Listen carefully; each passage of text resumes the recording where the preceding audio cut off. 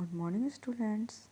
आज हम कक्षा 8वीं की हिंदी पाठ्य पुस्तक से पहला चैप्टर जो एक कविता है ध्वनि पढ़ने जा रहे हैं।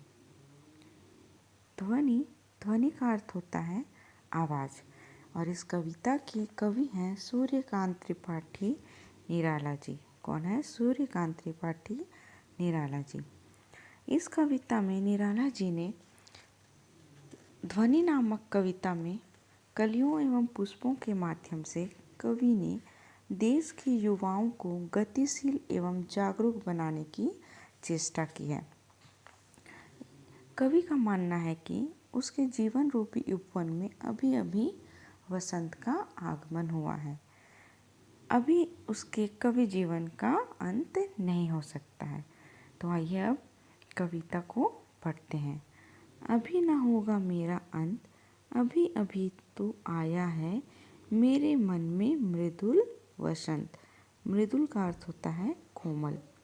अभी न होगा मेरा अंत। तो इसमें कवि ने कहा है कि अपने उत्कर्ष काल का वर्णन करते हुए कवि कह रहा है कि अभी उसके कवि जीवन का अंत नहीं होगा, क्योंकि अभी तो उसके जीवन रूपी वन में सुकुमार वसंत का आगमन हुआ है। ठीक है, मतलब अभी उसके जीवन में मृदुल वसंत मतलब कोमल वसंत। ठीक है, कलियां खिलने से पहले कैसी होती हैं?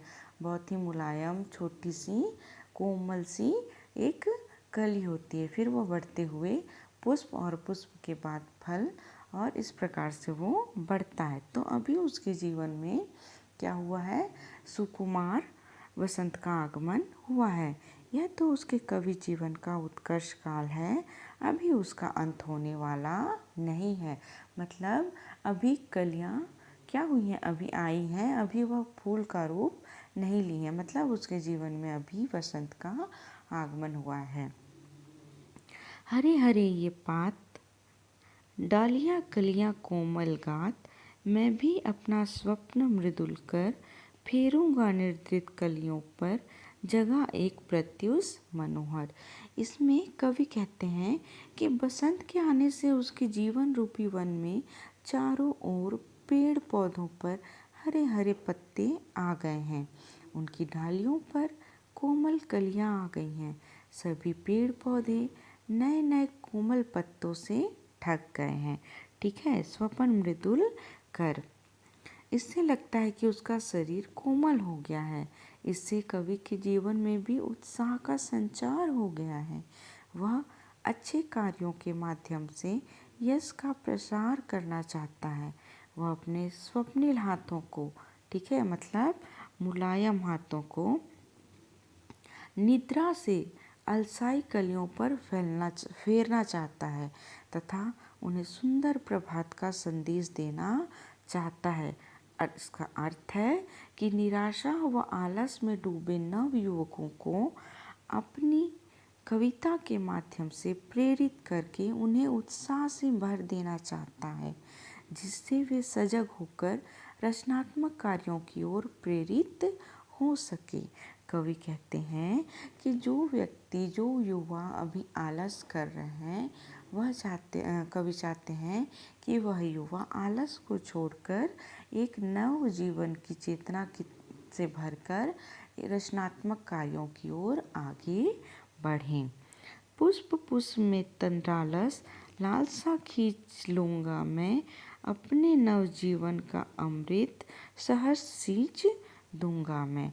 ठीक है, इसमें कवि क्या कह रहे हैं कि कवि रात भर सोए हुए अलसाए रहने वाले प्रत्येक पुष्प अर्थात नव युवक की नींद भरी आँखों से आलस दूर करना चाहते हैं। पुष्प पुष्प से तंद्रा आलस लाल सा खींच लूँगा मैं। इसका अर्थ है कि कवि सोए हुए, मतलब जो नवयुवक नींद भरी आँखों से आलस में हैं, उनके आलस को कवि क्या करना चाहते हैं? दूर करना चाहते हैं और उनके जीवन में नए जीवन का अमृत सींच देना चाहते हैं। ठीक है, मतलब उनको नए जीवन से नवजीवन के अमृत से सींचना चाहते हैं, युवकों को आगे बढ़ाना चाहते हैं, उनमें आशा और उत्साह का रस भरना चाहते हैं। द्वार दिखा दूंगा फिर उनको, है मेरे वे जहाँ अनंत, अभी न होगा मेरा अंत। ठीक है, क्या कह रहे हैं कवि कि अभी उसे अपने जीवन में बहुत से काम करने हैं। जो युवक हैं उन्हें अपने जीवन में अभी क्या करने हैं, बहुत सारे काम करने हैं। वह प्रत्येक पुष्प से अर्थात हर एक नव युवक से उसका आलस छीन लेना चाहते हैं, उससे उत्साहित करना चाहते हैं।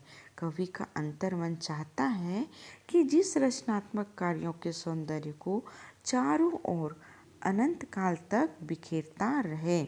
जीवन में आशा एवं उत्साह से भरपूर कवि इन फूलों को अपने जीवन का द्वार दिखाना चाहता है, ताकि फूलों के समान उसका जीवन भी महक उठे। कवि के जीवन में अभी वसंत का आगमन हुआ है और उसका अंत अभी नहीं होगा। ठीक है, तो यह है सूर्यकांत त्रिपाठी निराला जी की कविता ध्वनि। इसका आशय, इसका सार देखें हम इस कविता का, तो इस कविता का सार होगा कि कवि पुष्पों को और कलियों को माध्यम बनाकर नवयुवकों को यह सूचना देना चाहता है, यह आवाज़ देना चाहता है कि नवयुवक आलस ना करें और अपने जो नया जीवन है जो उनका, और उस जीवन को वह जोश के साथ रचनात्मक कार्यों में आगे लगाएं और रचनात्मक कार्य करके अपने जीवन को आगे बढ़ाएं। उससे उनका जीवन क्या होगा कि नई उमंगों से भरेगा और हमारे देश को, हमारी जो समाज है उसको क्या मिलेगी, तरक्की मिलेगी।